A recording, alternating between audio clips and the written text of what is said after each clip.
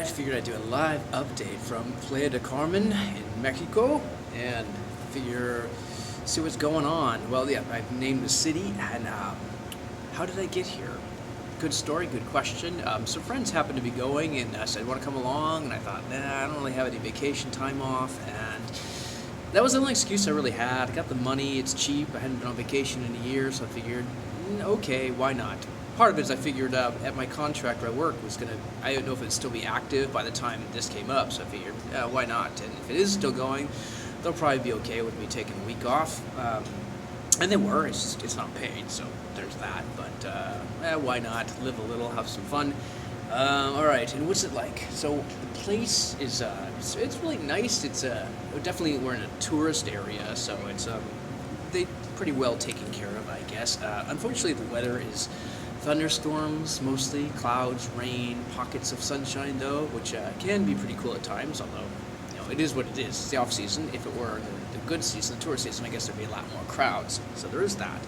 And what I say? Okay, the downpour. The eating is pretty good. Oh, and the thing about the streets is it can be like quickly turn into little rivers. Like the streets turn into rivers in some places where the drainage isn't good. So there's that. So you have to be careful where you walk right after a storm.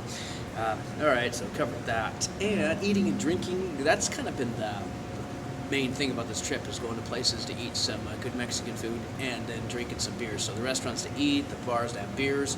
There's been NFL football at some bars, and mostly you get a lot of expats there, just going there, so you get to talk to them, meet some people, make some friends, which is pretty good. So far, no problems with any indigestion or any stomach problems, which is great, but I do take care not to drink the water directly from the fountain.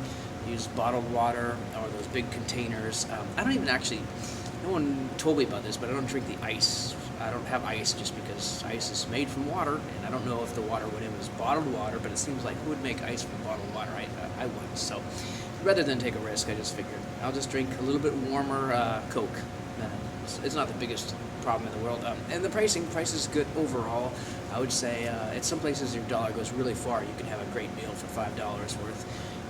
Beers at bars, they can range. I think the cheapest I've seen, like $2.50 a beer, I guess, which is I think a lot cheaper than back home. However, they do have like those margaritas, specialty drinks, mixed drinks, foo-foo drinks. All that actually can run up to $9 to $12. So I never ordered those things anyway, but I just thought that's about the same as it is back home. So you can drink cheap if you want.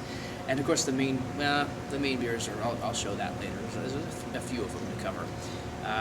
So yeah, ice cream actually is another thing that gets very pricey. If you have to have ice cream, then you're gonna be paying a steep thing. The ocean's nice. I'd say the ocean's worth checking out. It's pretty not very clear, and it's actually almost like too warm for swimming. You won't really cool off in the ocean, but it's good exercise if nothing. And it seems pretty safe. I haven't ran into any sharks, anything like that.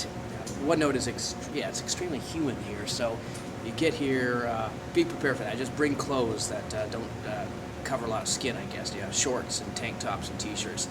And also sandals or flip-flops, because if you're walking around these streets that do get flooded, there's a good chance you'll be getting your feet wet. So that is definitely some good things to do.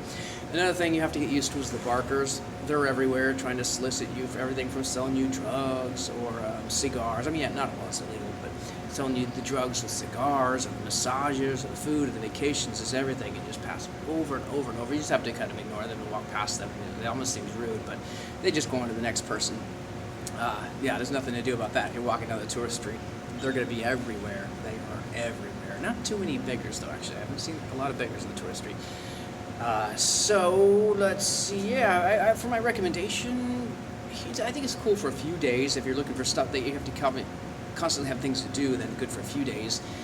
If you're totally on a vacation where the idea is not to work, to sleep in, to rest, to just do nothing for a while, this is probably a great town for that, for like a week. But if you need a lot of stuff to do, then maybe a few days at the most. So still checking things out.